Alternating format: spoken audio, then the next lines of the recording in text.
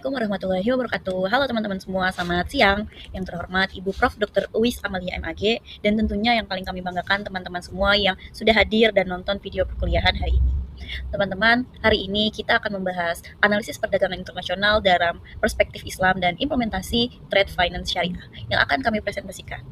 Oke, sebelum memulai, aku mau mulai dengan satu pertanyaan yang simpel banget.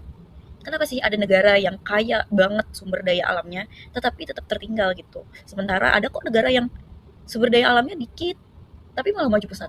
Contohnya nih, seperti kita ambil case negara Nigeria. Mereka itu kaya banget sama minyak bumi, tapi sampai sekarang masih harus menghadapi kemiskinan dan ketimpangan. Terus di sisi lain, negara kayak Jepang, yang minim banget sumber daya alam, justru bisa sukses jadi salah satu kekuatan ekonomi terbesar di dunia, ya kan?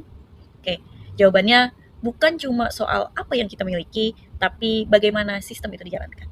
Nah, hari ini kita bakalan bahas tentang perdagangan internasional. Tapi tenang, kita nggak cuma sendiri, dan kita nggak cuma bahas ekspor-impor yang biasanya ngebosenin. Kita bakal bedah ini dari perspektif Islam. Kita bakal lihat dari sudut pandang keadilan, transparansi, dan maslahah.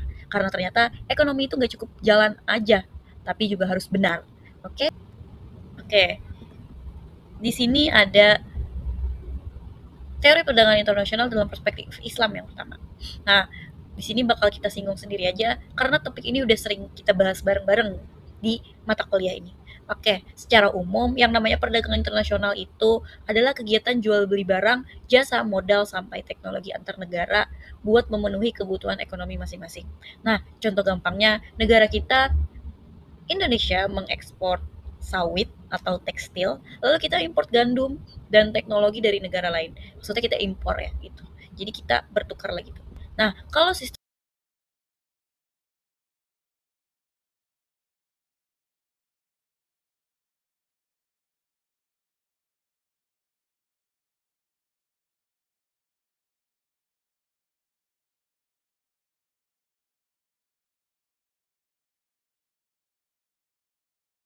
ekonominya biasa, perdagangan ini seringnya cuma fokus ke ya udah keuntungannya aja gitu, keuntungan semata. Tapi kalau dalam Islam, perdagangan itu nggak cuma nyari laba, tapi juga harus memperhatikan keadilan, kejujuran, dan kemaslahatan bersamanya.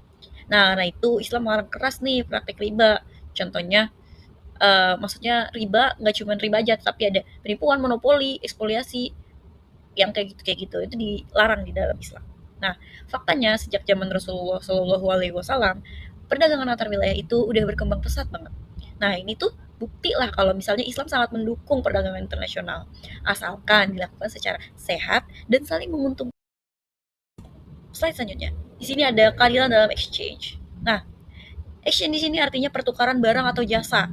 Nah, di dalam Islam pertukaran ini harus dilakukan secara adil, seimbang, dan atas dasar suka sama suka gitu loh. Artinya nggak boleh ada satu pihak pun yang merasa dirugikan di dalamnya.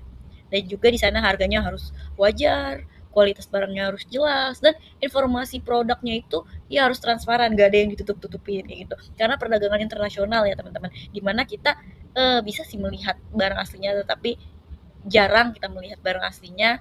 Jadi kita harus benar-benar transparan kalau misalnya itu bentuknya sekecil apa, ya kita harus transparan kalau misalnya barang tersebut bentuknya segitu. Nah, kalau contohnya yang ada di Indonesia ini, Indonesia nih beli bahan baku dari negara lain. Nah, barang yang dikirim harus sesuai dengan kualitas yang dijanjiin gitu. Nggak boleh barang kualitas rendah tapi dijual dengan harga tinggi. Kayak gitu itu nggak boleh ya teman-teman. Jadi kalau misalnya menggunakan kain ini dengan ketebalan segini, nah itu harus sesuai. Nggak boleh misalnya kita bilangnya menggunakan kain ini aja gitu. Terus kita nggak dikasih tahu nih berapa ketebalannya kayak gitu. Ternyata pas datang tipis banget kayak gitu. Itu nggak boleh ya teman-teman. Jadi kita harus benar-benar transparan dan sesuai dengan harganya. Oke, contoh lain juga yang ramai lagi dibahas sekarang itu dumping produk murah yang ada di luar negeri. Nah, yang masuk besar-besaran sampai mematikan industri lokal kita. Itu nggak boleh teman-teman. Dalam Islam kalau praktek itu merugikan dan tidak adil, maka tidak boleh atau tidak dibenarkan. Karena Islam juga melarang hal itu. Lalu selanjutnya Islam juga melarang monopoli dan penimbunan barang. Jadi misalnya saat stok pangan dunia terbatas, ada pihak yang sengaja menahan barang agar harga naik. Nah, itu namanya praktek zolim, teman-teman. Jadi hubungan perdagangan antar negara seharusnya berbentuknya kemitraan, bukan penjajahan ekonomi. Nah, poin kedua di slide ini adalah masalah global. yang sebelah kanan itu artinya perdagangan internasional harus membawa manfaat bagi banyak orang di dunia karena ini kan global ya gitu. Nah, contohnya seperti membuka lapangan pekerjaan, terus mentransfer teknologi, memenuhi kebutuhan barang yang tidak bisa diproduksi oleh suatu negara sendiri, dan juga meningkatkan kerjasama antar negara. Tapi ingat, Islam juga mengingatkan agar mencegah kerusakan kayak eksploitasi buruh murah, kerusakan lingkungan, ketimpangan ekonomi, dan penjajahan sumber daya alam. Contoh yang relevan sekarang adalah isu tentang tambang nikel sama baterai kendaraan listrik tuh teman-teman. Nah, secara ekonomi ini memang menguntungkan, tapi kalau merusak lingkungan atau masyarakat sekitar dirugikan, maka belum sesuai dengan konsep maslahah dong. Jadi intinya perdagangan internasional dalam Islam bukan cuma tentang laba aja gitu yang dipikirin, tapi juga bagaimana kita menciptakan keadilan, kesejahteraan, dan keberlanjutan global. Selanjutnya kita akan membahas letter of credit dalam syariah gitu ya. Nah, secara sederhana letter of credit ini adalah surat jaminan pembayaran dari bank kepada penjual atau biasa kita sebut dengan eksportir. Nah, jadi ketika ada importir yang membeli barang dari luar negeri, bank bakal menjamin kalau pembayaran tetap dilakukan selama dokumen dan syarat-syaratnya itu lengkap. Nah, kenapa sih instrumen ini bisa dibilang penting banget lah gitu untuk kita? Soalnya transaksi internasional itu melibatkan pihak yang berjauhan teman-teman, beda negara, beda hukum, bahkan belum saling kenal gitu walaupun sama-sama petinggi misalnya, tapi belum saling kenal itu bisa aja. Jadi trust issue-nya tuh tinggi banget. Nah, letter of credit ini hadir sebagai pengaman lah gitu. Nah, contohnya perusahaan di Indonesia yang mau impor mesin dari Cina, suppliernya di Cina. Tentu pasti mereka takut banget dong barangnya eh udah dikirim tapi belum dibayar kayak gitu kan. Contohnya ya WUS lah, WUS itu ya. WUS impor dari Cina tapi takut nih udah dibayar apa belum ya gitu. Nah, maka bank menerbitkan letter of credit ini sebagai jaminan pembayaran.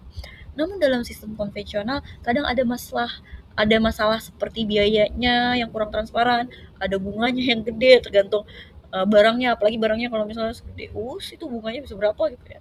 Dan potensi unsur riba serta gorornya teman-teman. Maka itulah hadir letter of credit syariah yang tetap memudahkan perdagangan global tapi sesuai dengan prinsip syariah. Prinsip utamanya adalah keadilan, transparansi, kepastian hukum, dan kemaslahatan bersama. Nah, menurut DSN MUI, letter of credit syariah ini bisa memakai beberapa akad seperti wakalah bil ujro, murabahah, musyarakah, mudharabah, dan lainnya lah banyak.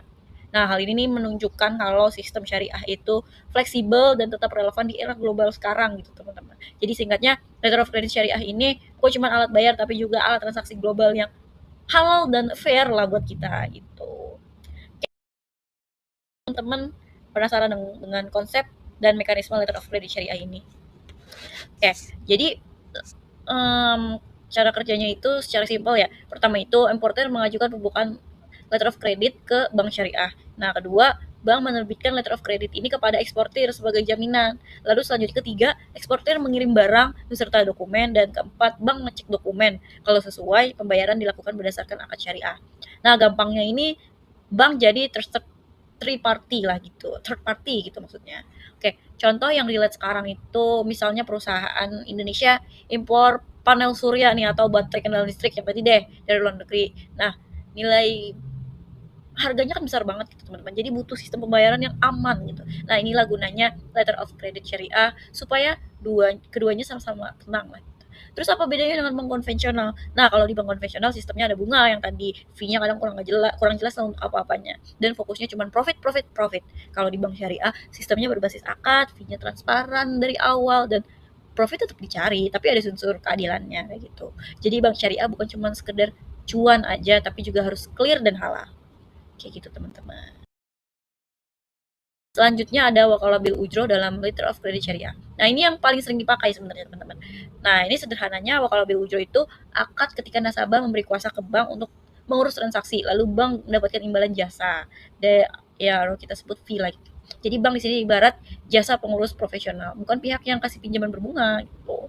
Nah, dalam transaksi letter of credit, importir di sini memberi kuasa ke bank untuk menerbitkan si letter of credit, terus mengurus dokumen ekspor impor dan melakukan pembayaran ke eksportir dan memastikan administrasi transaksi aman dan rapi. Contoh yang gampangnya lagi nih kita pakai. Misalnya perusahaan Indonesia impor gadget atau komplement iPhone lah dari luar negeri gitu kan. Nah, karena dokumen ekspor impor itu ribetnya ribet banget lah gitu. Perusahaan bisa minta bank syariah untuk urus lewat akad wakalah bil ujroh ini. Nah, keuntungannya sistem ini adalah biaya udah jelas dari awal, transparan alias no hidden fee, bebas riba sesuai prinsip syariah dan fair untuk semua pihak.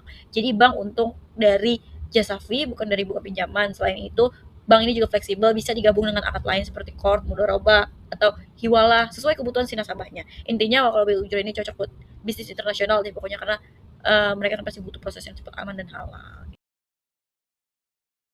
Selanjutnya kita akan membahas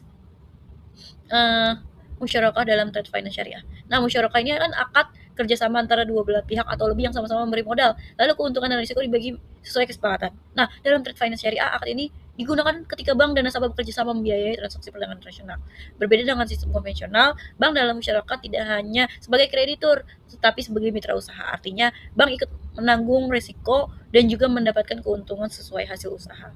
Nah, ini sesuai banget dengan prinsip ekonomi Islam, yaitu risk sharing atau berbagi risiko. Dari sisi keuntungan, musyarakah dinilai lebih adil dan tidak membebankan risiko hanya pada satu pihak aja. Gitu. Nah, selain itu juga sistem ini memperkuat hubungan kemitraan antar bank sama si nasabah tadi karena bank ikut terlibat kan dalam keberhasilan usaha. Nah, jadi ini mendukung keberlanjutan bisnis dalam perdagangan internasional udah pasti. Namun ada beberapa tantangan dalam penerapannya nih teman-teman. Pengelolaan kerjasama bisa menjadi lebih kompleks, membutuhkan laporan keuangan yang transparan, serta harus menyesuaikan dengan regulasi yang biasanya berbeda di tiap negara gitu. Jadi dibandingkan dengan sistem konvensional, perbedaannya cukup jelas. Dalam sistem konvensional, bank cuman sebagai pemberi pinjaman dan keuntungan sama risiko deh tetap ditanggung sih sama si nasabah. Sedangkan dalam masyarakat, bank menjadi mitra usaha. Nah, keuntungan diambil dari berdasarkan hasil usaha dan risiko dibagi bersama. Kesimpulannya, masyarakat membuat pembiayaan perdagangan internasional jadi lebih adil, seimbang, dan sesuai. Selanjutnya adalah ekspor impor produk halal, regulasi, sertifikasi, dan standar internasional atau Codex Alimentarius. Yang pertama ada ekspor dan impor dalam konteks produk halal. Ekspor dan impor produk halal merupakan kegiatan perdagangan internasional yang melibatkan barang dan jasa yang telah memenuhi prinsip-prinsip syariah Islam, mulai dari bahan baku, proses produksi, hingga distribusi dan konsumsi. Dalam konteks global saat ini, perdagangan produk halal telah menjadi bagian penting dari setiap sistem ekonomi dunia yang terus berkembang pesat. Berdasarkan laporan State of the Global Islamic Economy Report 2024-2025, total pengeluaran konsumen muslim terbesar, sektor ekonomi halal mencapai sekitar 2,43 triliun dolar pada tahun 2023, yang mencerminkan meningkatnya permintaan terhadap produk berbasis nilai etika dan syariah di pasar global. Pertumbuhan ini bersifat konsisten dengan tingkat kenaikan sekitar 5,5% per tahun, yang menunjukkan bahwa perdagangan halal merupakan salah satu sektor dengan pertumbuhan stabil dalam ekonomi internasional. Bahkan, nilai tersebut diproyeksikan akan meningkat menjadi sekitar 3,36 triliun pada tahun 2028, yang menunjukkan adanya ekspansi signifikan dalam 5 tahun ke depan. Ruang lingkup produk halal dalam perdagangan internasional mencakup berbagai sektor yang luas dan terintegrasi. Berdasarkan SGE 2004-2025,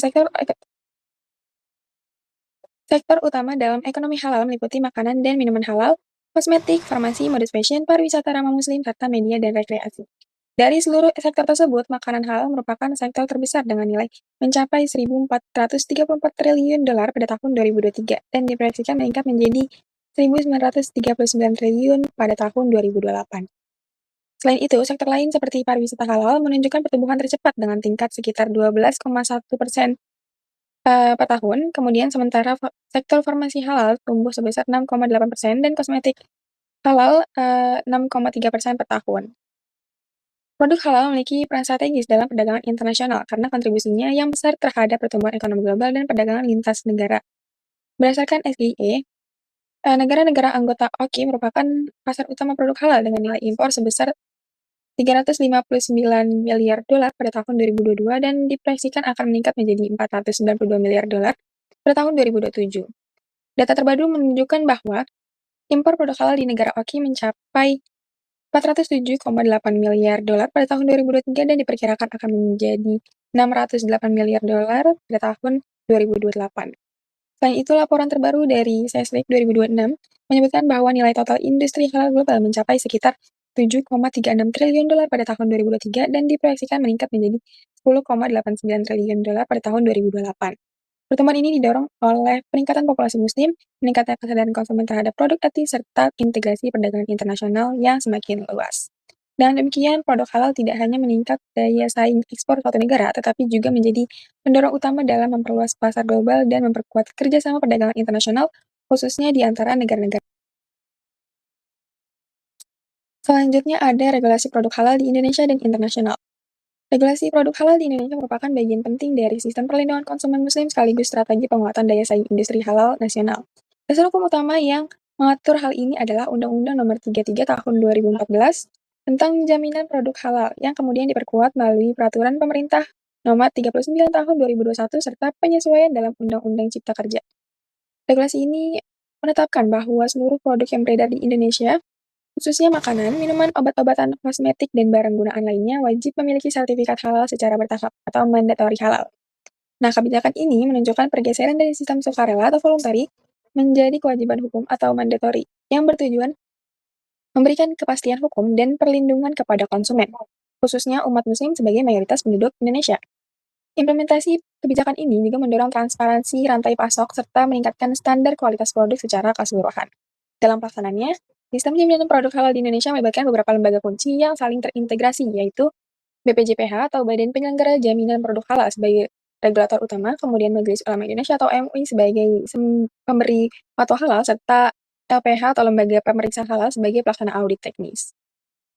Kewajiban sertifikat halal juga berlaku bagi produk impor yang masuk ke pasar Indonesia. Produk impor wajib memiliki sertifikasi halal dari lembaga luar negeri yang telah diakui oleh BPJPH melalui mekanisme Mutual Recognition Agreement atau MRA. Kebijakan ini bertujuan menjaga konsistensi standar halal nasional, namun dalam praktiknya dapat menjadi hambatan teknis dalam perdagangan internasional apabila tidak diiringi dengan kesepakatan pengakuan bersama antar negara.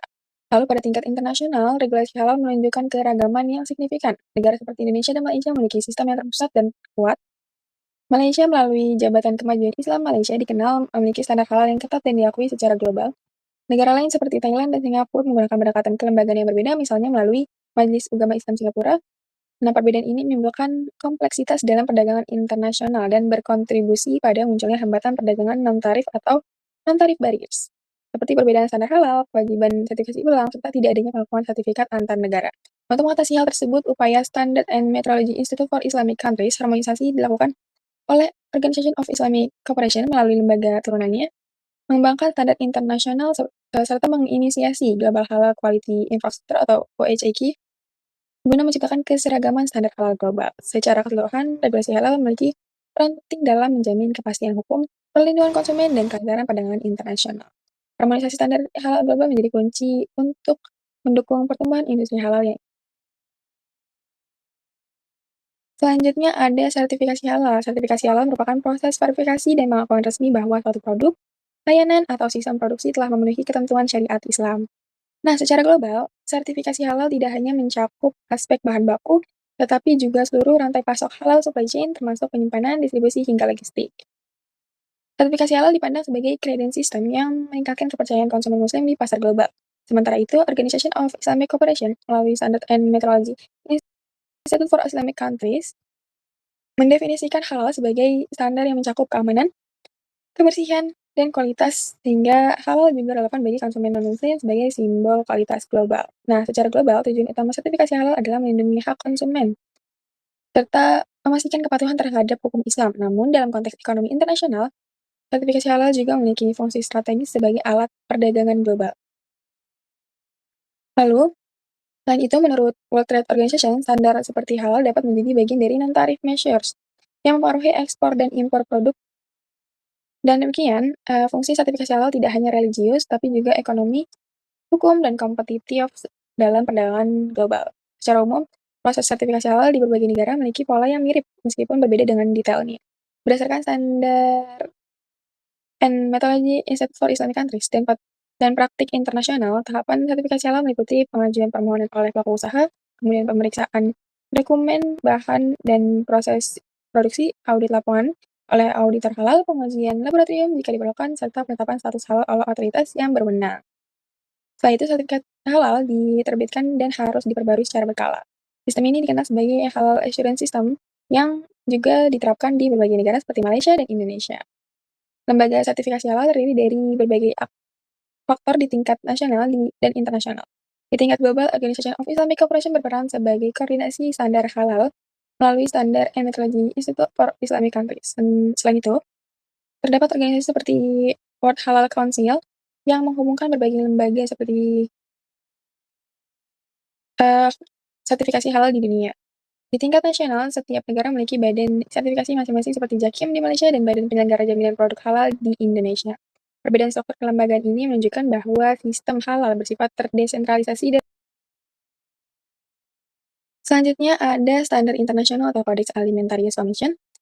Codex ini merupakan badan internasional yang dibentuk oleh Food and Agriculture Organization and World Health Organization untuk menyusun standar pangan global. Lembaga ini berfungsi menetapkan standar terkait keamanan, kualitas, serta praktik perdagangan yang adil dalam perdagangan internasional. Tujuan utama Kodeks adalah melindungi kesehatan konsumen sekaligus memastikan bahwa perdagangan dengan global berlangsung secara adil atau fair trade.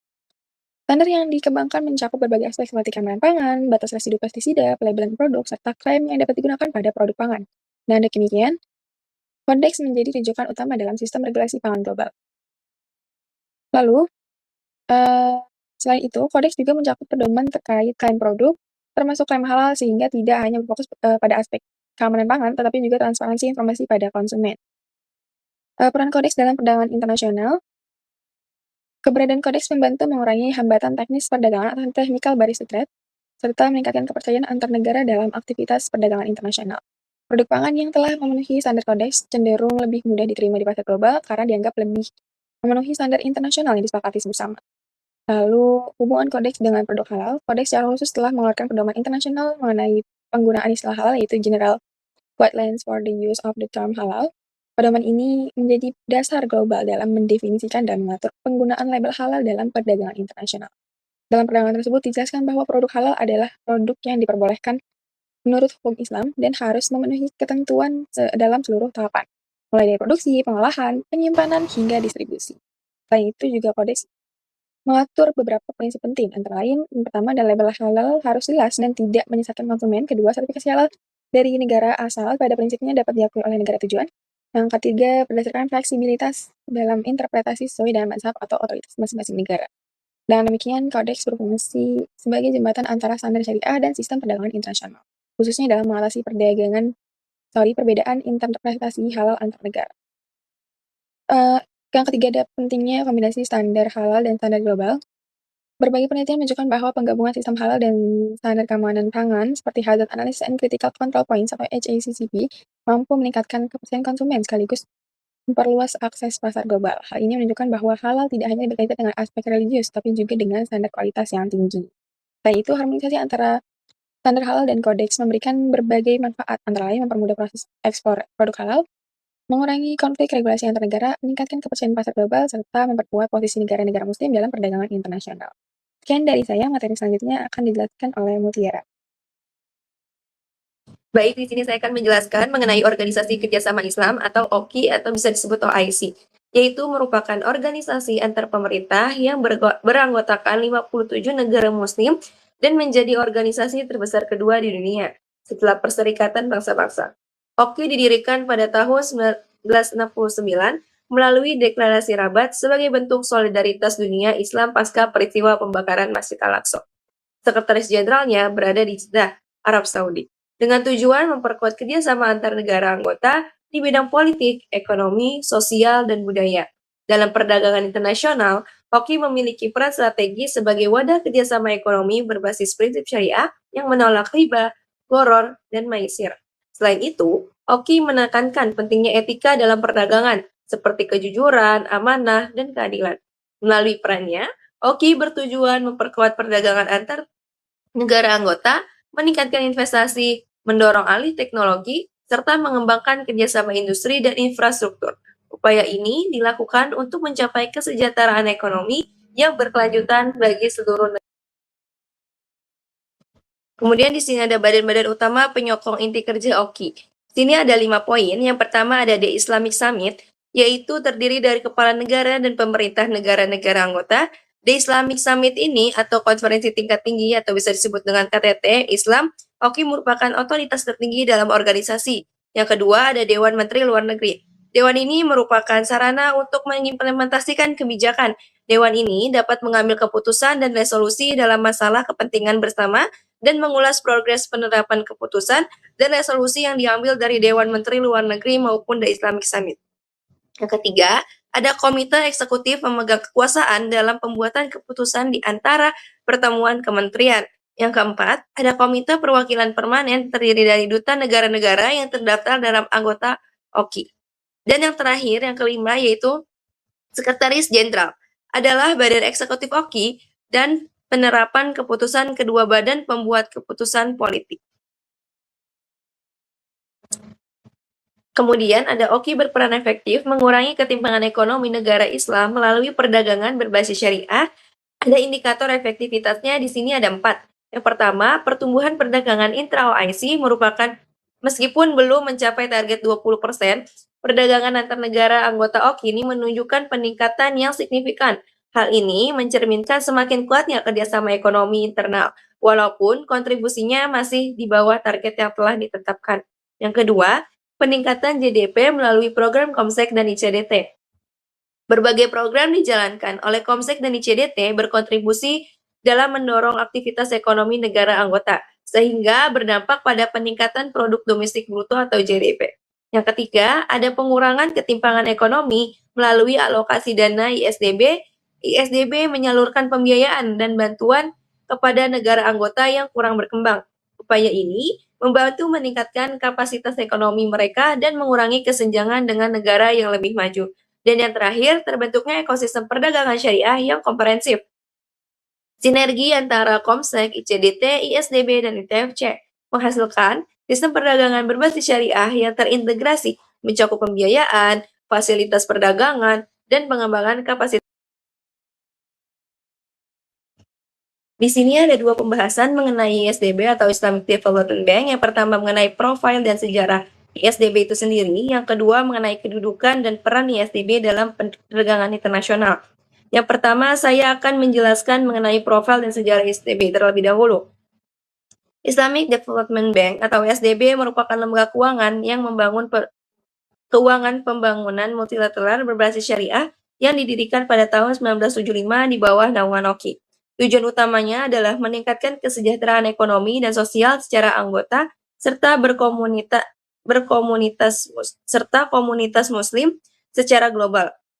Berbeda dengan lembaga keuangan konvensional, ISDB menggunakan prinsip syariah tanpa riba dengan sistem pembiayaan berbasis aset real dan bagi hasil, seperti murabahah, ijaroh, dan musyarakah. Dalam operasionalnya, ISDB juga mengedepankan nilai keadilan, keseimbangan, dan keberlanjutan dalam pembangunan ekonomi. Selanjutnya, pembahasan mengenai kedudukan dan peran ISDB dalam perdagangan internasional. Islamic Development Bank atau ISDB punya peran penting dalam membantu perdagangan antar negara, khususnya negara-negara muslim. Perannya seperti jembatan atau penghubung yang menyediakan pembiayaan agar kegiatan ekspor-impor bisa berjalan tanpa melanggar prinsip syariah. Melalui lembaga khususnya yaitu International Islamic Trade Finance Corporation atau bisa disebut ITFC.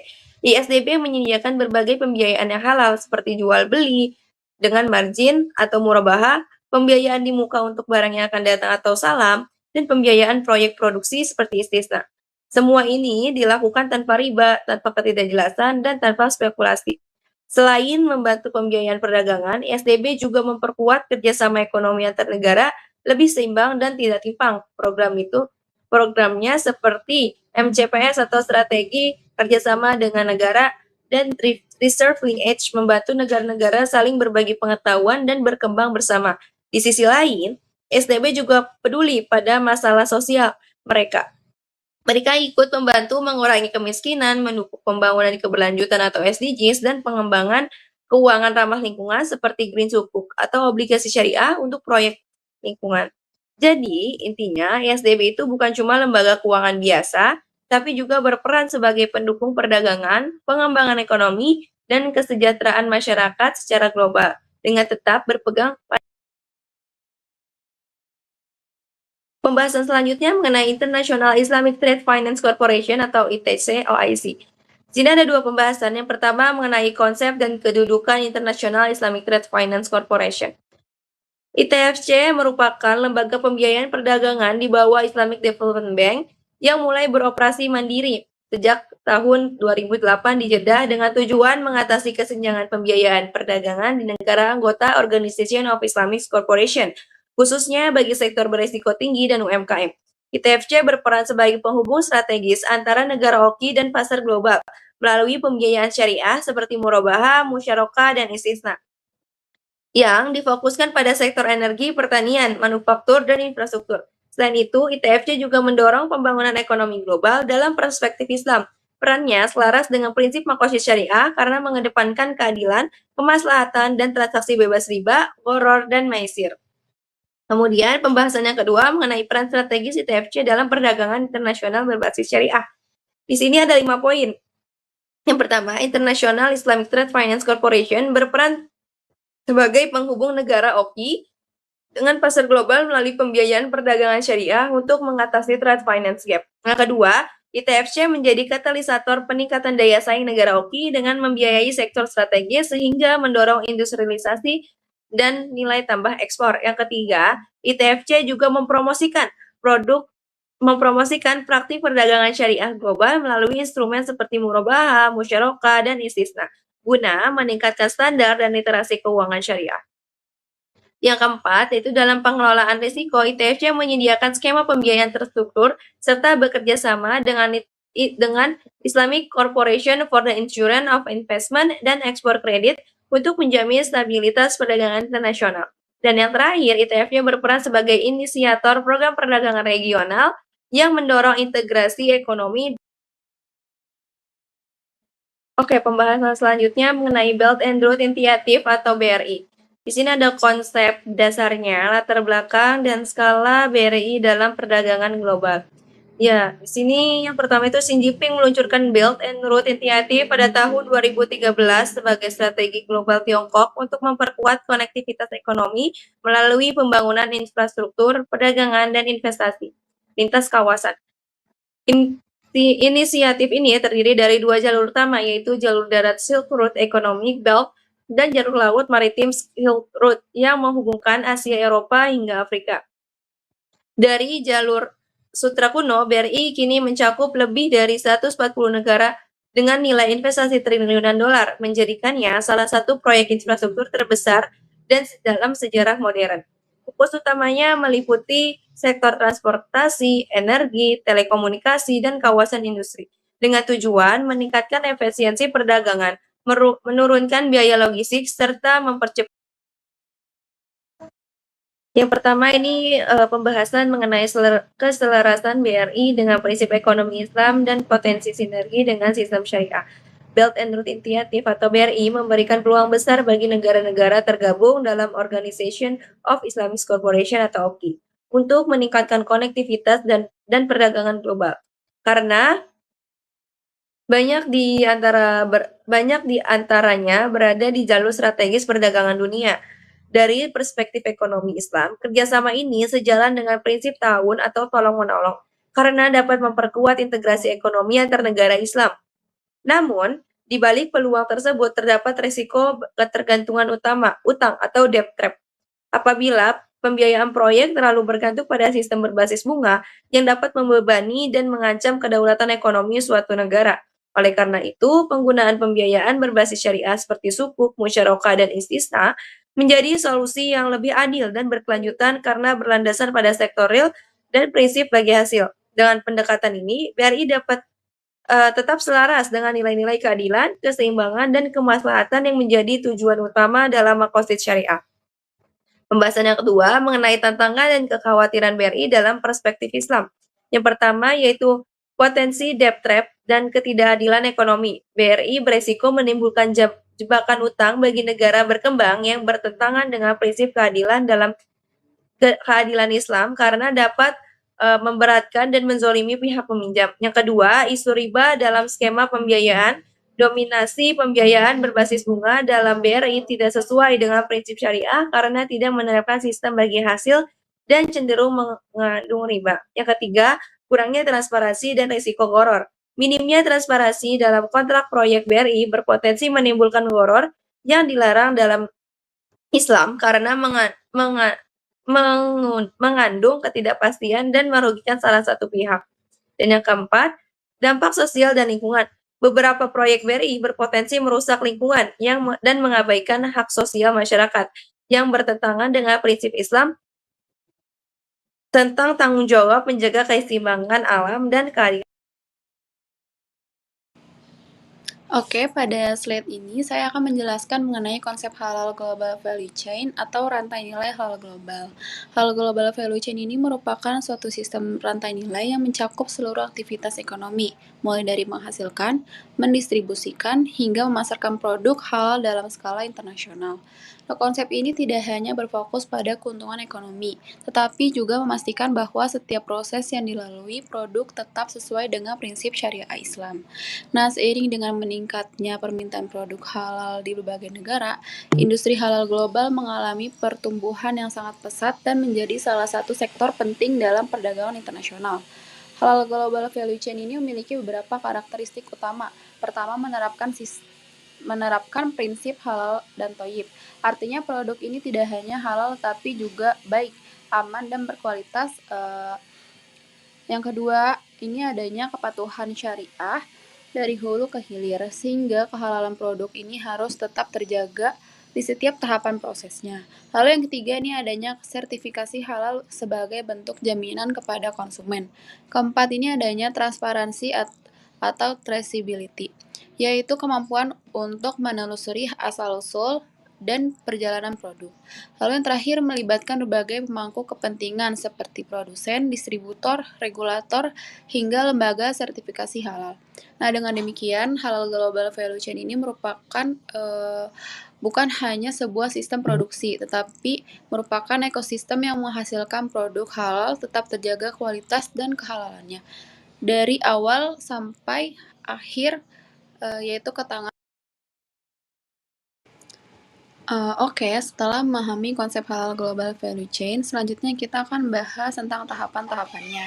Nah, dalam praktiknya, halal global value chain ini terdiri dari 4 tahapan utama yang saling terintegrasi untuk menjaga kehalalan produk dari hulu ke hilir dalam perdagangan internasional. Nah, pada tahap pertama, ini adalah hulu atau pengadaan bahan baku. Nah, pada tahap ini, perusahaan harus memastikan bahwa seluruh bahan baku berasal dari sumber yang halal, bebas dari kontaminasi, serta sesuai dengan ketentuan syariah. Nah, tahap yang kedua ini adalah tahapan produksi. Pada tahap ini, bahan baku diolah menjadi produk jadi dengan menerapkan sistem produksi halal. Hal ini mencakup pemisahan fasilitas halal dan non-halal, menjaga kebersihan sanitasi, melakukan audit secara berkala, serta memastikan tenaga kerja memahami prinsip-prinsip halal. Nah, tujuannya adalah menjaga integritas dan kehalalan produk selama proses produksi. Lalu pada tahap ketiga ini adalah distribusi dan logistik. Produk yang udah jadi ini harus tetap terjaga kehalalannya selama proses penyimpanan dan pengiriman. Oleh karena itu, dilakukan pemisahan produk halal dan non-halal, penerapan sistem cold chain jika diperlukan, serta penggunaan teknologi blockchain, IoT, atau RFID untuk meningkatkan ketelusuran produk. Lalu tahap keempat atau tahap yang terakhir ini adalah pemasaran dan penjualan. Pada tahap ini, produk disampaikan kepada konsumen dengan sertifikasi halal, label yang jelas, dan informasi yang transparan. Hal ini penting untuk meningkatkan kepercayaan konsumen sekaligus memperluas pasar halal di tingkat global. Nah, jadi keempat tahapan ini saling berkaitan dan tidak dapat dipisahkan. Jika salah satu tahapan tidak memenuhi standar halal, maka kehalalan produk secara keseluruhan dapat dipertanyakan. Oleh karena itu, pengawasan harus dilakukan secara menyeluruh dari bahan baku hingga produk sampai ke tangan. Oke, setelah memahami konsep halal dan tahapan halal global value chain, selanjutnya kita perlu mengetahui tantangan dan peluang yang dihadapi di dalam implementasinya di tingkat global. Nah, pertama ini dari sisi tantangan. Tantangan yang paling sering dihadapi adalah adanya perbedaan standar dan sertifikasi halal antar negara. Setiap negara ini memiliki lembaga dan aturan halal yang berbeda, sehingga proses ekspor produk halal ini sering kali menjadi lebih rumit. Selain itu, masih terdapat kurangnya harmonisasi regulasi internasional, sehingga pelaku usaha harus menyesuaikan diri dengan berbagai ketentuan yang berbeda berbeda. Lalu tantangan berikutnya adalah biaya sertifikasi halal audit yang cukup tinggi. Nah, terutama bagi usaha kecil dan menengah yang ingin memasuki pasar global. Lalu kemudian terdapat keterbatasan pengakuan sertifikasi halal lintas negara, sehingga sertifikasi halal dari suatu negara belum tentu langsung diterima oleh negara lain. Nah, di dalam rantai pasok juga terdapat risiko kontaminasi, baik saat produksi, penyimpanan, maupun distribusi yang dapat mempengaruhi status halal suatu produk. Selain itu, terdapat asimetri informasi.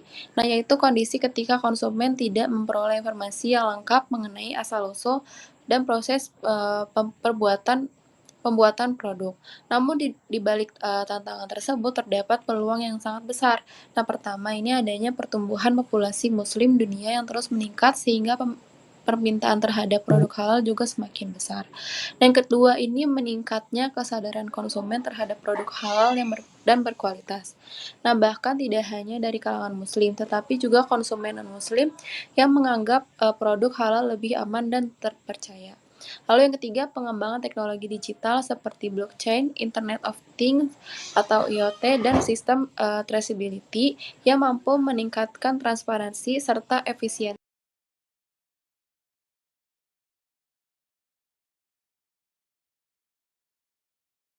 dalam rantai pasok halal. Nah, selain itu, semakin banyak negara yang mengembangkan kawasan industri halal untuk mendukung produksi dan perdagangan produk halal secara global.